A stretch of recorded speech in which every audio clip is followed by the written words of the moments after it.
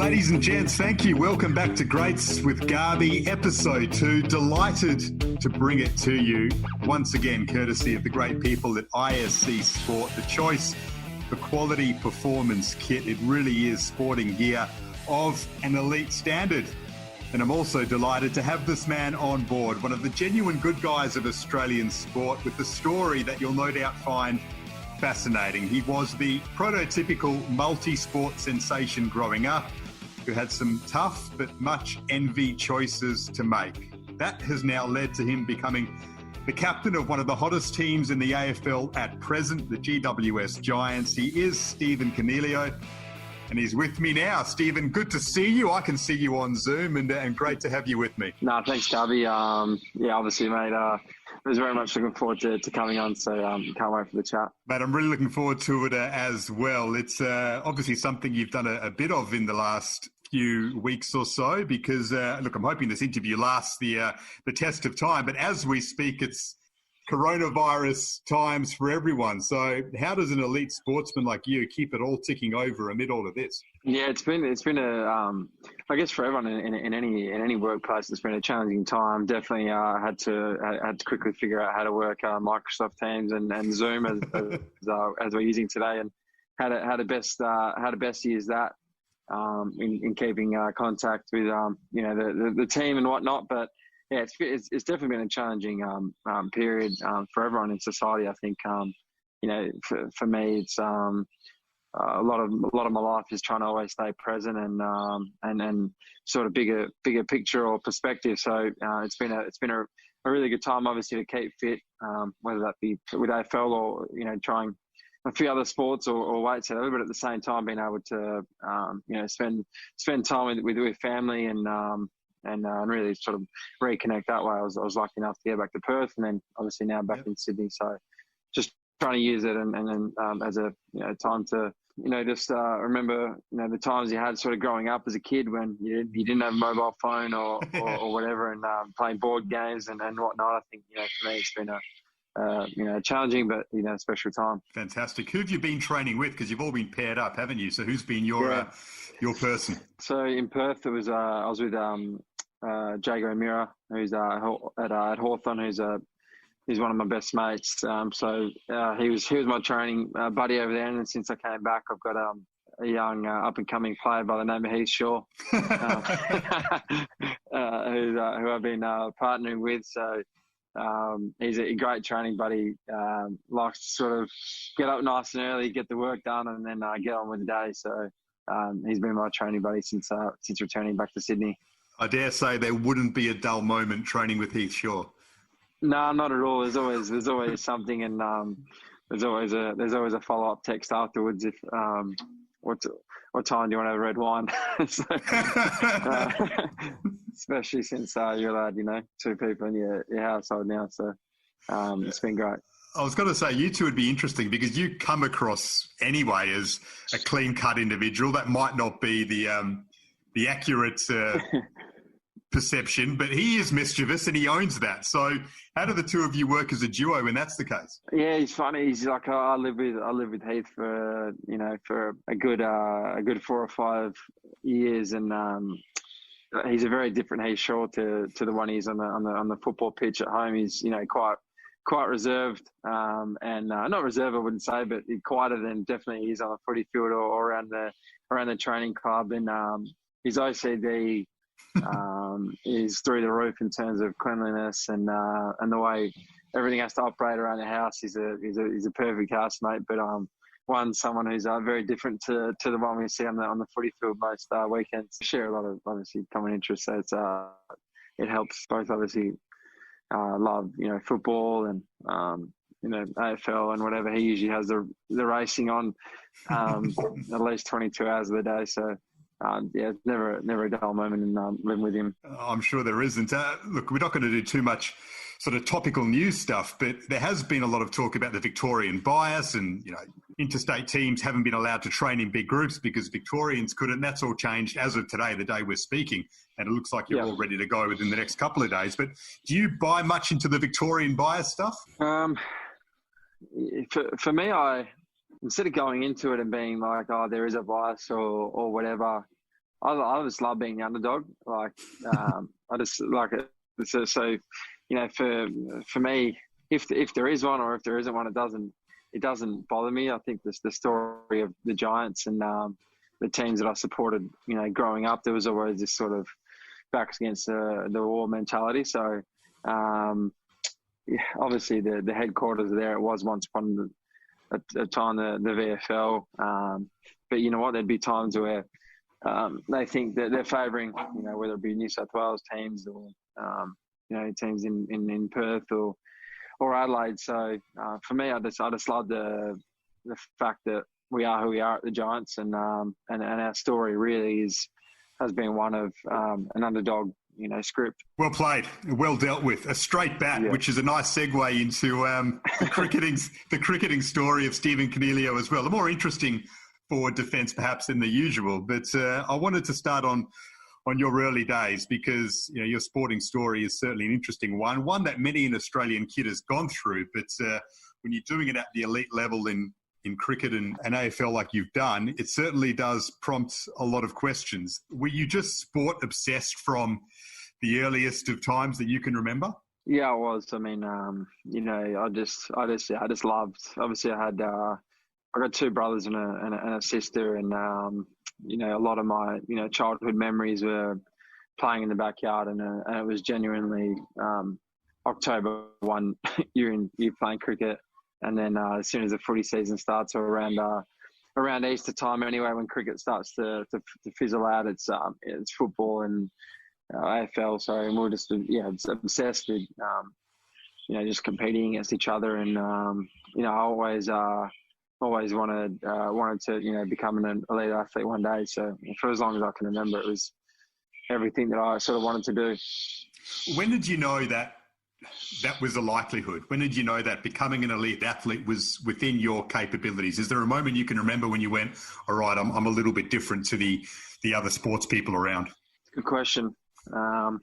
Actually, probably of all the chats about cricket and football, I probably haven't had that one off the top of my head. I played in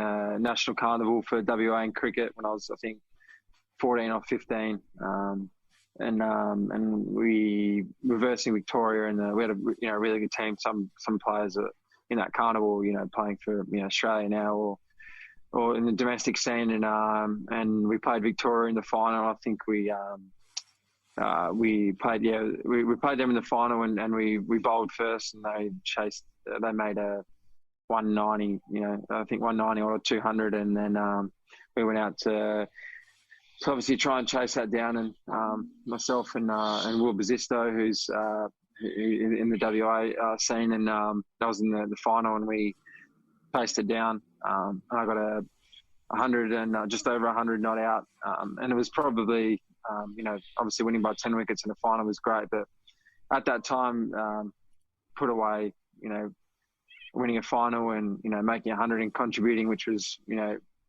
obviously a great thing. But I think post that, I thought I've got something here that I think is special.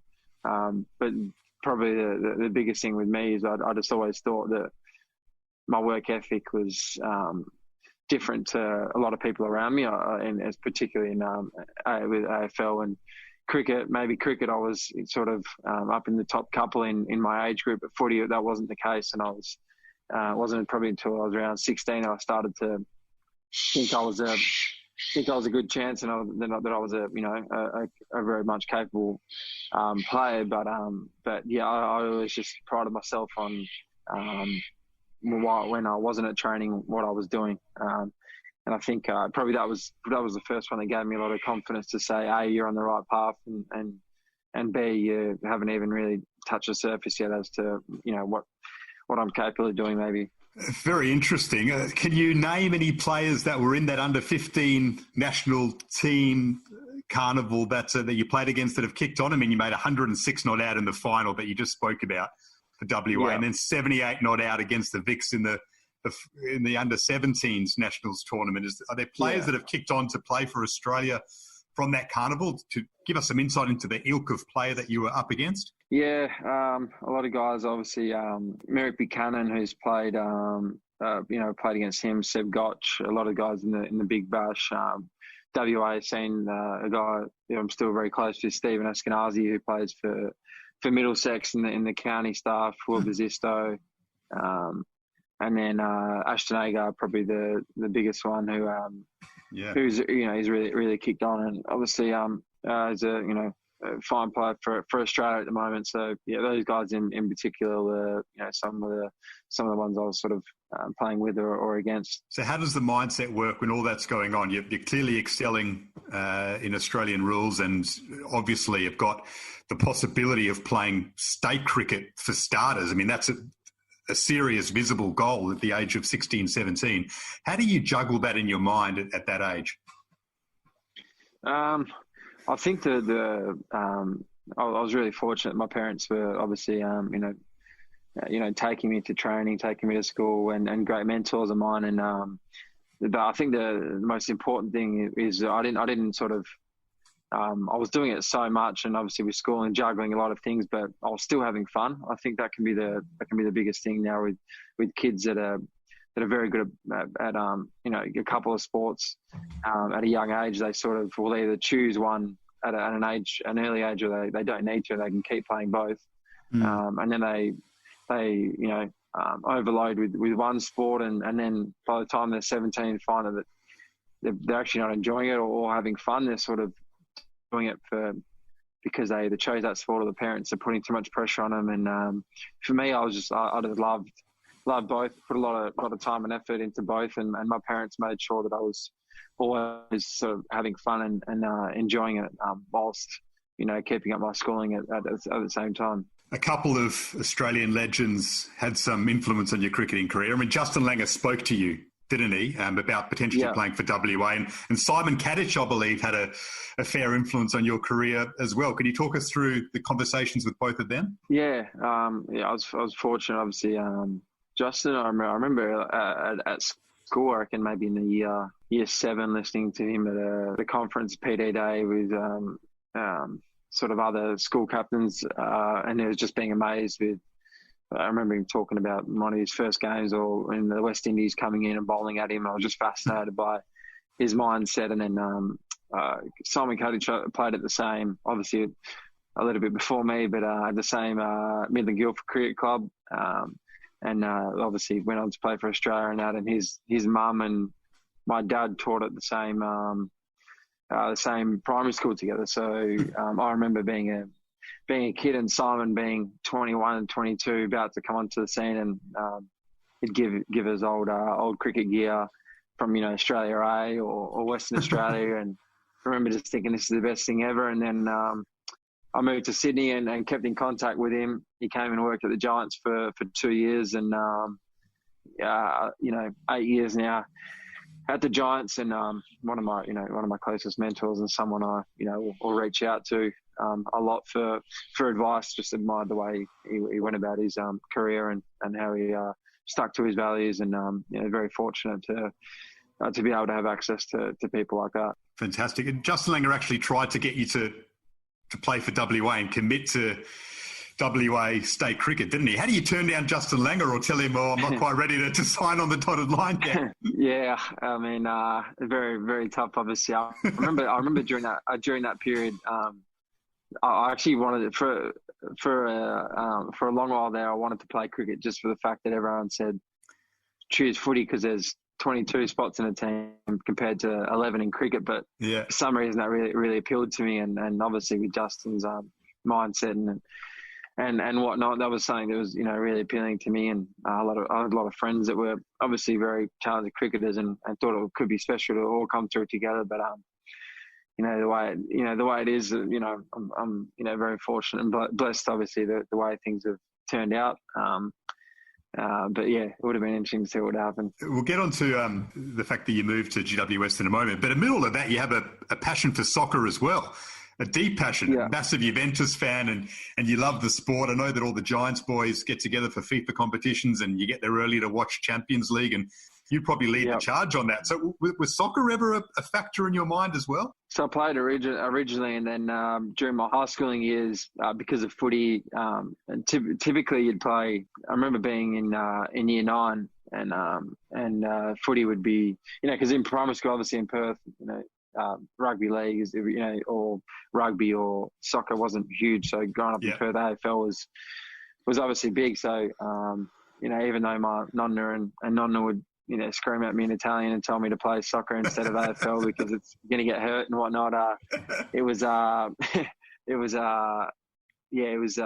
that I just got into through that. And then, I remember we had training Tuesdays, Thursdays for footy, and you'd obviously play on Saturday. And they moved the after school soccer to Wednesday, which meant that I could play. That was probably the most fun I've had. And, that was great for me. But I remember my little brother and I sleeping over. So we'd have cricket on Sunday morning. For those people that know, Perth, you'd have at Lilac Hills, say at 8:30 on a Sunday morning, and we'd go either my cousin Luke would either sleep over at my place, or Jacob and I would go over Luke's.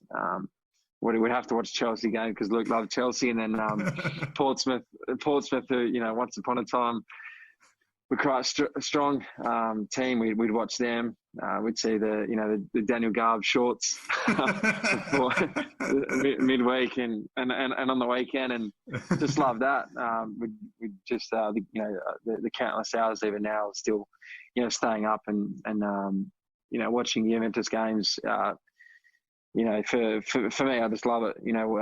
Obviously Juventus and Portsmouth have always been close to my heart, but just football in general. I'd watch a hell of a lot of it. I think it's as you'd understand, it's more than a sport for a lot of people, and once you just have that bug, you can't really get rid of it. Now, I spoke to Lockie Whitfield today before I interviewed you. We're both big Liverpool fans. He's actually got family from Liverpool. He says that you're a try-hard Portsmouth fan. He says the Juventus stuff, yes, that's genuine, but he doesn't get where the Portsmouth stuff comes from. He doesn't think it's true.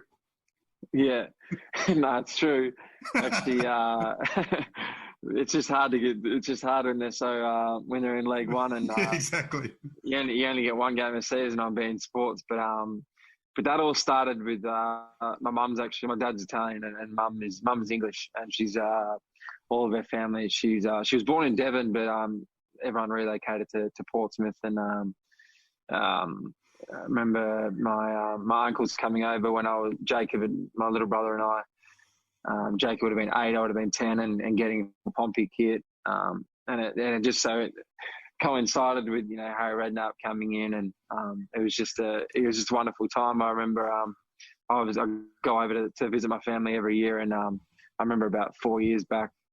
I was down there on a Monday. I was visiting. I was Monday, Tuesday, Wednesday night, and Monday night we had dinner, and then Tuesday night, my auntie was saying, "Oh, what do you want to do tonight? What do you feel like for dinner and all this?" And I said, "Oh, I don't want to be rude or anything, but I know Pompey are on tonight, and it was nearly a FA Cup game. I said, I know they're on tonight.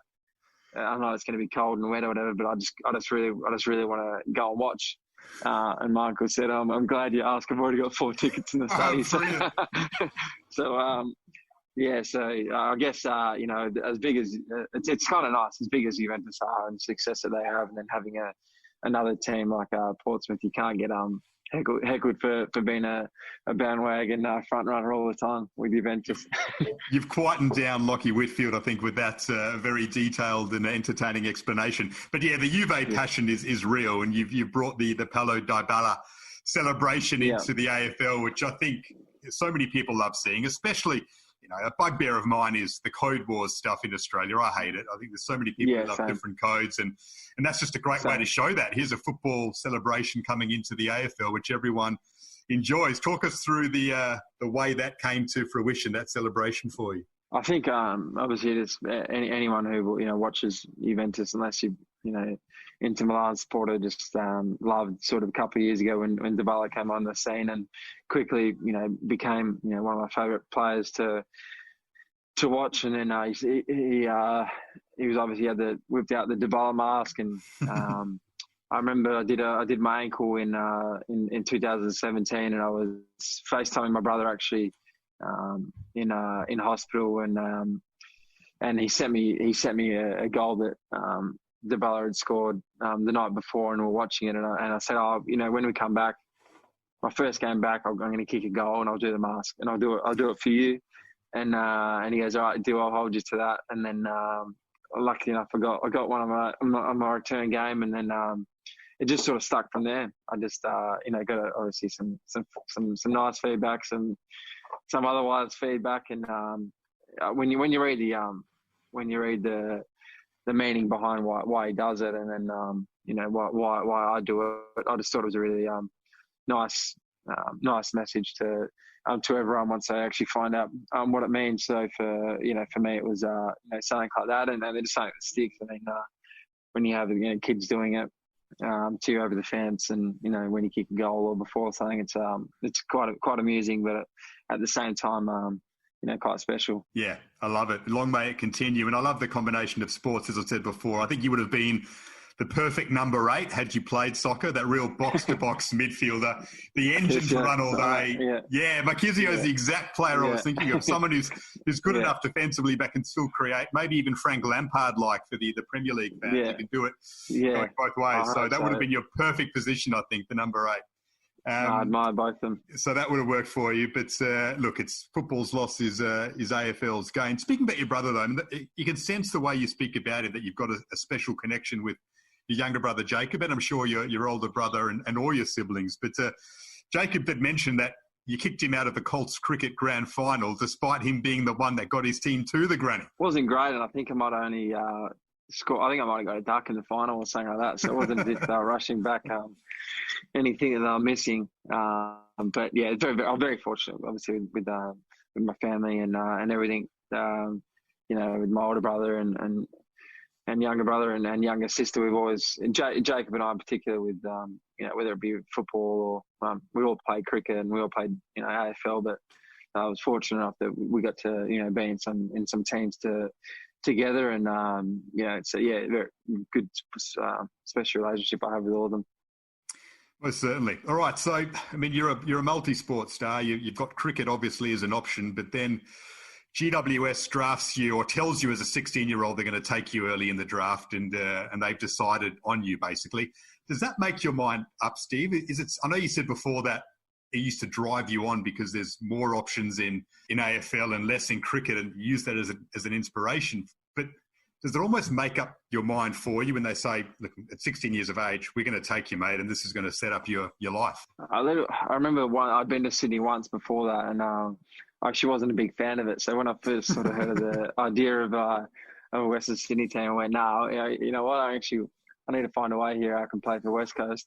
And then quickly as I matured a little bit, I remember I was fortunate enough to win a WAFL premiership when I was 16, and then there was a lot of speculation because the previous year Gold Coast had come in and David Swallow, they sort of said, well, we're definitely going to take you the next season. So sort of come over early, and there was a little bit of speculation around Jonathan Patton and I in particular, and then going into my top age year, I just turned 17, and obviously the footy and cricket thing were still there, and I remember being in training one night for WA in the under 18s, and just training and looking up in the stands probably halfway during the session and going, is that Kevin Sheedy? Like, yeah, it looks a hell of a lot like Kevin Sheedy, and literally rocked up.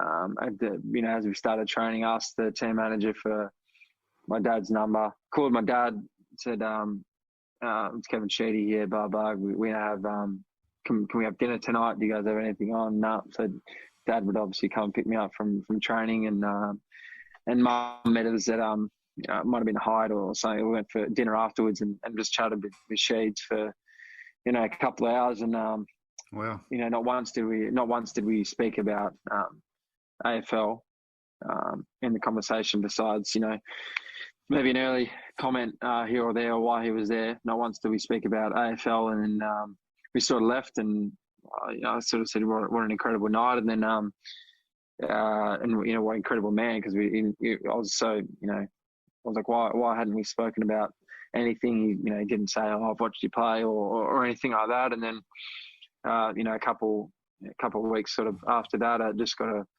a call from Stephen Silvani, and then he was just sort of saying that, look, mate, if you want to choose to play football, and we'd obviously love to have you, and we want to sort of guarantee you a spot in our first couple of picks.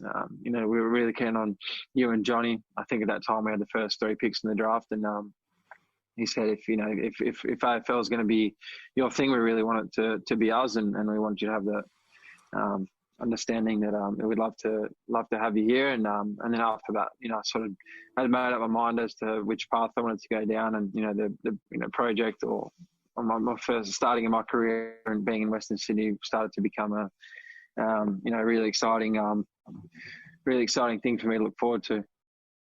Fantastic. So you never really had that whole draft dilemma of one club speaking to you and you don't know where you're going to go. It was always, even though you were an Eagles fan, it was GWS from a long way out for you, wasn't it? It was nailed on. Yeah, I mean, I remember the draft camp. I had a little bit of knee tendonitis, and so did Johnny Pattons, and Jago the year after we Gold Coast had sort of guaranteed him as a 17-year-old. So we went to draft camp and just had nothing to do. We had one interview, and it was for a documentary for the Giants or something. So we had to attend that, and then there was another guy with knee soreness by the name of Tom Mitchell who was also there. So I was literally, and we'd start the day and go to the cafe and walk around Melbourne, come back for sign out or a thing, and that was it for a couple of days. So it was very fortunate. Obviously, a lot of guys come into that,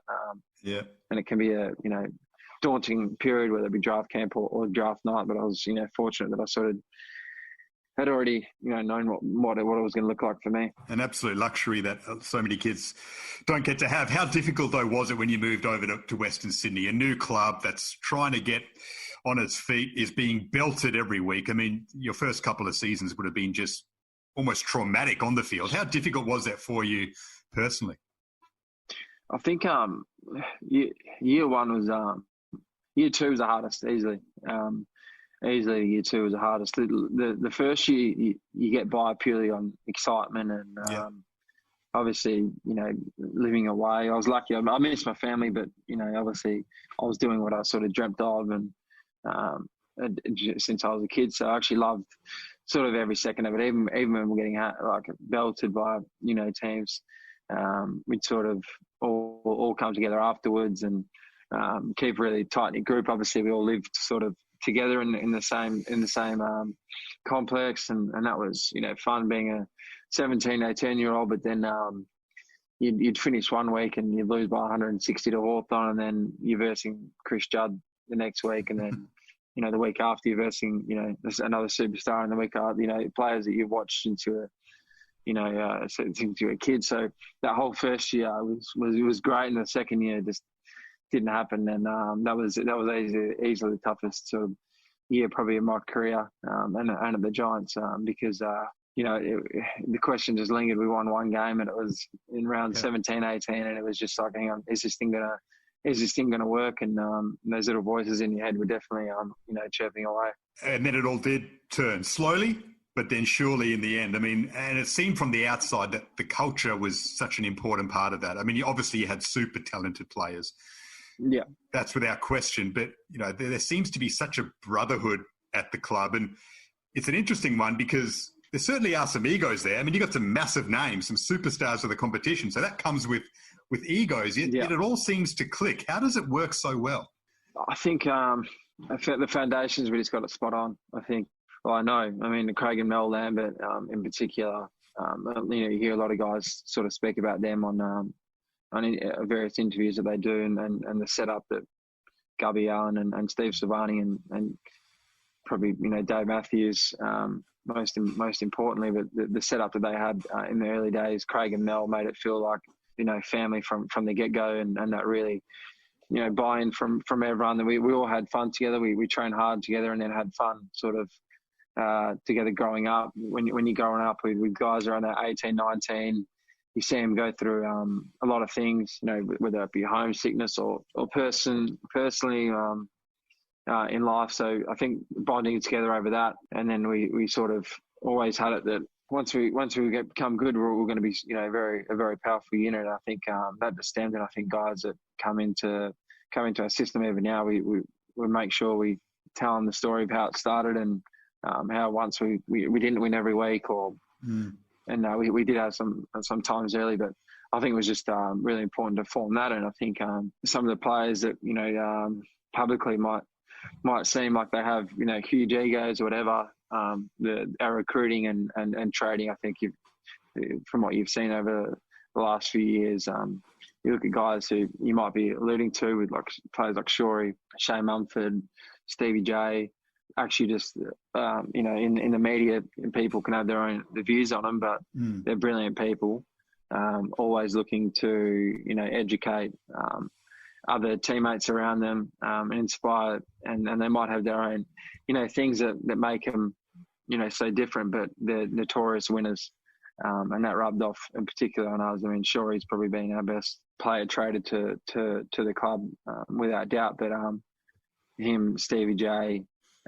In particular, I remember just thinking like how these guys finish, last in a time trial, but yet they never miss a session, and they just never lose a one-on-one. They're just notorious winners, and their work ethic just rubbed off on everyone, and that's ultimately why we went from not making finals to a prelim in the space of a year. I can imagine when you have a brotherhood like that, and then the success that you've got now, it just must be the most enjoyable setup and work life imaginable. Yeah, it is. We're very fortunate. I mean, we've obviously had some players move on and staff members move on, but I think a lot of our right from it's a special club because you actually feel like, I don't know, Garby, when you've been in there as well, but we don't actually really care what you do at the club. Like it's if you're a player, if you're a fan, if you're a staff member, a coach, whatever, we just treat everyone like their family, and whether it be our access after games, with our functions or whatever, we've always been big on being different by being a family club, and I think that word comes up, family a lot with it, but it just feels like that in that work environment. You walk into the club and you get ripped by Shane Mumford within the first 5 seconds, and then Shawry about 3 seconds after that, and it's a brilliant atmosphere to be around, and we're very lucky.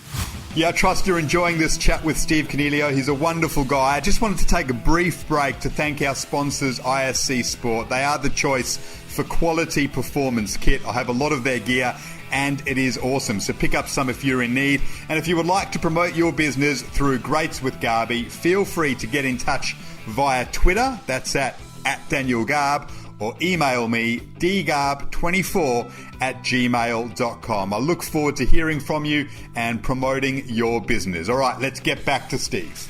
It always looks fantastic being around the club. Whenever you go to a media day or whatnot, it's always a nice, happy vibe. Everyone's welcomed, as you said, and then you watch things like your FIFA competitions and that, and you just think, these are a bunch of blokes just having so much fun together. Yeah, we do that. I mean, even where was it? Like probably even 2 years ago, we started the Juventus club, Sydney, which I've been a part of for a number of years now.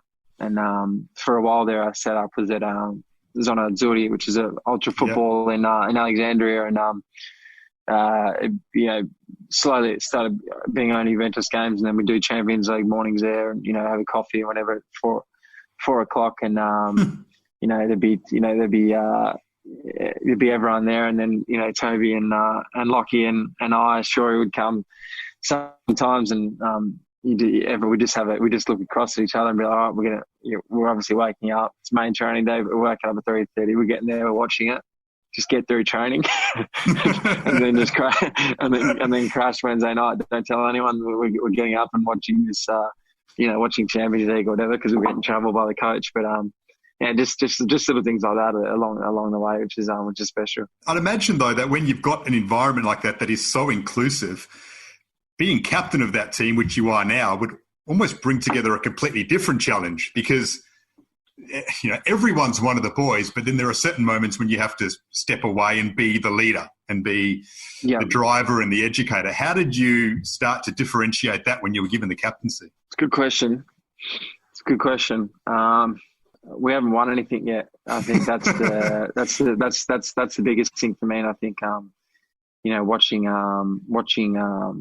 documentaries like The Last Dance at the moment, and just seeing Kobe Bryant was always a big, and has been a big influence on my career, with just watching YouTube stuff or reading books about him and whatever. I think the biggest thing for me, particularly in the last 2 years, is we haven't won, and just obviously still being a friend and someone who for me, a lot of my leadership style is around that humility and being able to have some conversations with guys to cheer them up and whatnot, but then being able to separate that and just be ruthless when it comes time to train or to play. I think that's probably the biggest thing for me. I think since being captain and having pre-season and that, I always tried to in the years gone by, just obviously I was vice captain, but I always tried to just think of myself as as just a leader, full stop, and what that would look like. So for me, before 12 o'clock before midday on a training day in pre-season or main training, for me is huge. That I get that right, and everyone gets that right, and then lunchtime and afternoon rotations can have as much fun as you like. But just being ruthless around around that and wanting silverware and success for the organisation. And you've got the natural driver of having lost a grand final already. I know you didn't play, but how tangible is that as a motivation? Do guys actually talk about it all the time? Is it something you message each other like, we lost it last year, now we're going to go one better? How big of an actual tangible talking point is it? I think there's a bit of talking point, particularly coming into day one of pre-season, whether it be externally in the media or conversations previous with guys in the team. It does come up. I've always just been under the impression and you can't use it for the whole year as motivation. You need to actually find other ways, and a lot of the time, particularly before this Richmond era, you have who you think is the team that you're chasing isn't the team that wins it at the end of the day. For me, my messaging in particular with the players and a lot of our coaches and whatnot is, when we need to use that motivation, if it is still there, we might draw on it, but we need to find other ways to get better, because clearly when you lose by that much in a grand final, yes, we're missing some players and whatnot, but we weren't as good as them, and we need to be better. So you need to find out other ways to get better, and that's been my messaging for that. We addressed it straight away, in terms of guys having scary thoughts or whatever about that day. We hit it head on first day, and we weren't scared to talk about it. We were very proud in our efforts that September. But we still haven't got what we're after. And the captaincy conundrum for you, Callan Ward spoken openly about the fact that he was keen to stay on, but was happy to step aside if everyone thought that you were the best option, which ended up being the way of it. How difficult was that for you to negotiate through that conundrum? It was difficult, yeah. Callan Field have done it for 8 years, and if you're looking at it, from an outsider in, why would you change? Something that's sort of you got us to a grand final. I think when my time's up as captain, I think ultimately you judge everyone by their performance and hopefully winning lots of silverware. But we're about creating good people, and I think if we can create as many leaders as possible or guys that can step into that role. And I guess the players just thought it was time to change to one captain, and decided it was me, then that was just the way it went. But I think particularly with the way things are set up, just because I'm the captain doesn't mean I'll talk the most in a meeting or will take the most drills out in training if a player takes training. It's very much I toss the coin and have some input, but we've got a number of guys who can easily step in and show leadership throughout. So I was fortunate enough, and never thought I would probably captain a AFL club.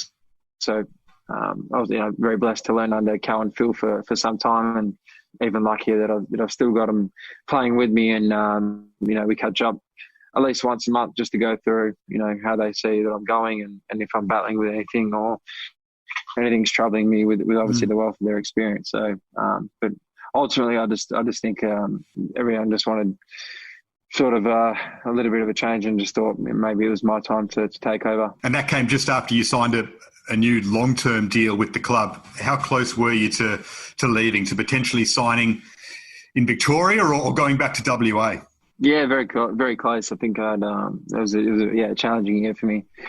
I've sort of been the only way to really address it is to be honest and say that I said it a couple of times, but I thought I was gone. I had my mind made up for a little while there. Probably post hurting my knee. That maybe been my last game as a Giant, and that was something that obviously didn't sit too well with me to maybe finish on that, and I gave it some more time just to because I did owe it to the club out of respect to make sure I was 100% sure, and then some things altered within my mindset, and it was just right to, I think, when I lived in the space of knowing I was probably going to leave for such a long time, and then when I had a moment where I was like, hang on, am I making the wrong decision? And you don't actually know the answer. You're waiting for a specific time or moment for so long, and then when I sort of hadn't made up my mind that I was going to stay, I knew straight away that it was the right decision for me personally.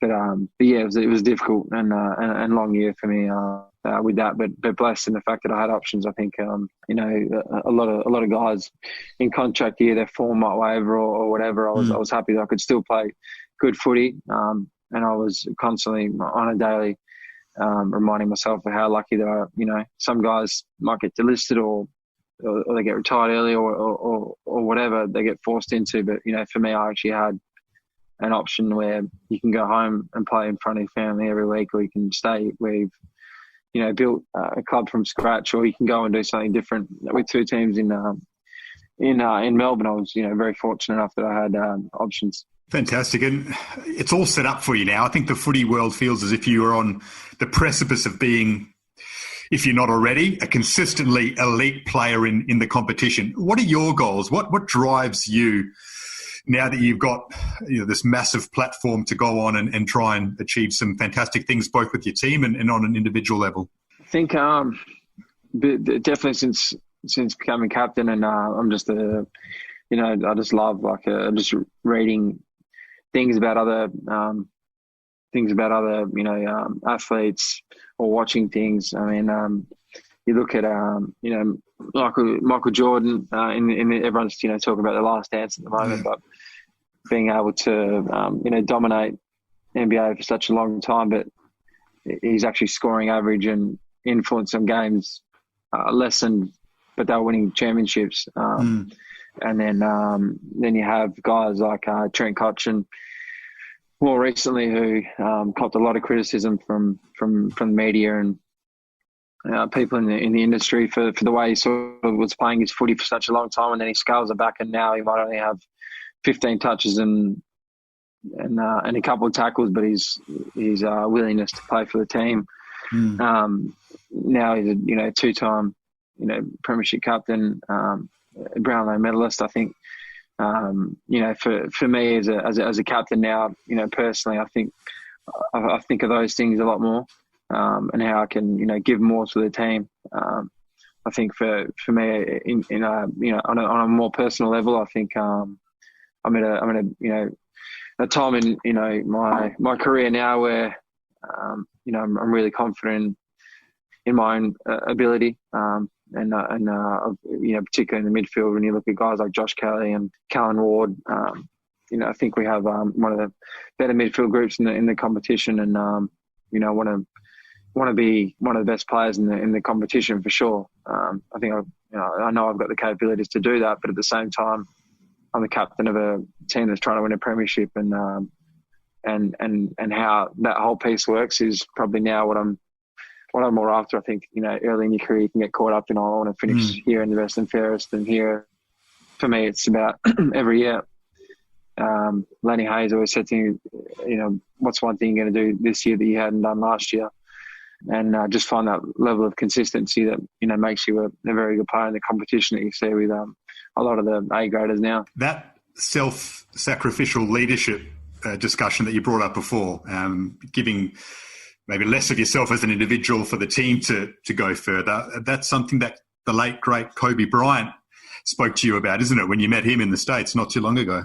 Yeah, it's brilliant. I mean, obviously, such a, amazing athlete and person. But, I remember I was very fortunate enough to get a sit down with him when I was in LA last year, and we were only meant to have 15, 20 minutes with him. Ended up having 45 minutes with him, and I remember sitting down and not knowing what to sort of say to him, and I said something along the lines of, mate, I just wanted you to know that a lot of my career and how I've not turned my career around, but how I've found a level of consistency. And early in my career I was a bit unsure. After my sort of second or third year I've been dropped a couple of times, and I sort of adapted your Mamba mentality, and I just became so much better person, and better leader and better player. And I went through a couple of things, examples, and spoke for probably about a minute too long as well. And then I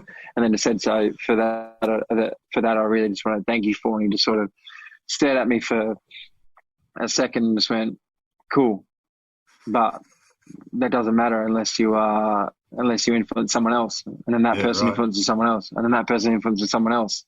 He goes like, that's cool that you're doing that, but who else is doing that? Yeah. And I was sort of just like, all right, this guy's on a different level. So,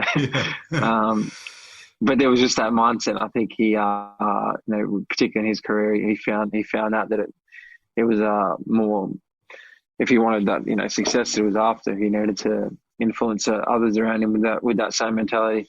Brilliant. And look, you've met a fair few sporting superstars because you're a sports nut and you travel the world in your off seasons and you meet plenty of them. You've got a photo with Kylian and Mbappe as well, I saw. Is that weird for you? Because, Mbappe is on a different level, obviously. He's a worldwide megastar, but you're a pretty big star in Australia. You get asked to have your photo with fans all the time, and then you go overseas and you're having photos with a sporting star and he just thinks you're a normal supporter. He probably doesn't know who you are. Is that weird for you? Yeah, it was very weird. We were like, I was with Jago here and Toby, and we were honestly kids in a candy shop, and obviously went to watch PSG training, and then we're chatting to. It was like to being a kid again, and they knew, they knew that we played because we had a mutual contact in there, and he was showing them some of our videos and having a laugh and whatnot. But honestly, a kid in a candy shop. And I remember Toby. We took our jumpers, and I gave mine to.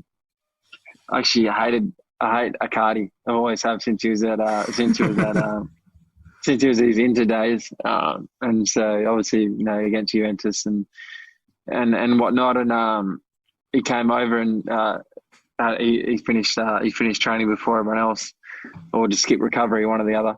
And then he was out before anyone, and I was just chatting to him for like a good few minutes. He was asking questions about our sport and whatnot. No, it was actually just a genuine guy. A lot of people sort of bag him for that, and I gave him my jumper, and then Toby came out. Mbappe came out. And he speaks English quite well, and sort of gave us a handshake and had a photo and was having a bit of a laugh. And then Toby gave him his jumper, and he's like, "Oh, thanks, bro, thanks." And he got into his car, and sort of like about to pull off, and brakes came on. He got out, came and give Toby another big hug and handshake. Yes, bro, thank you so much. we were just like, how good is this? Best day ever. But it is funny. It is funny. I think you know, for me in particular now, with kids, I remember I was once a kid, you know, wanting Chris Judd and Ben Cousins' autograph and photo. So yeah, I think making that extra bit of time goes a long way for them more than anything. It must be a nice change for you as well, just to completely break away from the world and the bubble that you're, I wouldn't say trapped in, but involved in for the majority of the year, and you could just be someone else almost for a few weeks and get a complete escape. No, exactly. But we're in Milan as well, and I was at going through security check-in. I got the buzzer went off twice, so I was holding up everyone behind me, and I was still pretty tired, and then went again. Buzzer went off. So I was like 3 times, and then eventually I've gone again, gotten through, and the guy behind me was Claudio Marquisio. So I just whipped out. I was having a quick chat with him on the way to the gate. So yeah, very funny. You'd have no idea that you're the Claudio Marquisio of the AFL with the way in which you'd have no idea. Another story in Italy that I'm aware of is a taxi incident involving you and Toby Greene after a Juventus game. What happened there? We went to watch into Juventus at the San Siro at the start of this season. Long story short is when people say don't wear opposition colours to a game in Italy, make sure you don't. And we obviously had gone to the game, and we're catching up with a few friends who one was living in London, came and met us there, and then I've got a friend who's in Milan, still living there at the moment, and we caught up with them before for some drinks, and we just got excited. So we had obviously going to such a big game, probably the biggest game of the year. We then to buying a few more players this year and becoming a lot more competitive for Juventus in Serie A, and had a couple of drinks, went to the game, and I just went, you know what? I don't care. We're buying scarves before we went in. So I remember as we were walking into the game, I had one ripped off my neck and thrown into the crowd. So now we're down to one scarf, and then Higuain scored a late winner, 2-1, and then we quickly ran out. No taxis would take us, as Toby still had the scarf on, and then quickly before anyone saw us, just slipped the cab driver, 20 extra euro or something like that to take us back to the town before anything happened. And the next minute we're in a cab, and maybe at some point the scarf went out the window, and obviously traffic coming out of a game with 80,000 people, that you're at a standstill, and the poor cab driver had his mirrors taken off, and I had spit all over me, as I think the cab driver was an Inter supporter and wouldn't put the window up in time, and he almost had 2 broken windows to go with it as well. So the poor guy, we had to help him out when he eventually got us to the destination. But it was a scary but funny moment getting through it. That's the result of travelling with Toby Greene as well, I'd imagine. He would say that I was the bad influence that day. Fantastic. The adrenaline was running high for sure after the late winner anyway. That is the Derby d'Italia, the fiercest rivalry in Italian football. So, Steve, wonderful story, awesome story to finish on as well. It's been so interesting talking to you. Some great insights, some great tales, and just a wonderful chat all round. Thanks so much. Good luck with the rest of the season, which at this stage, this point of the recording, isn't too far away from resuming, and hopefully all the things that you spoke about, your desires, all come to fruition. Thanks, Garby, and great chatting, mate. Thank you very much.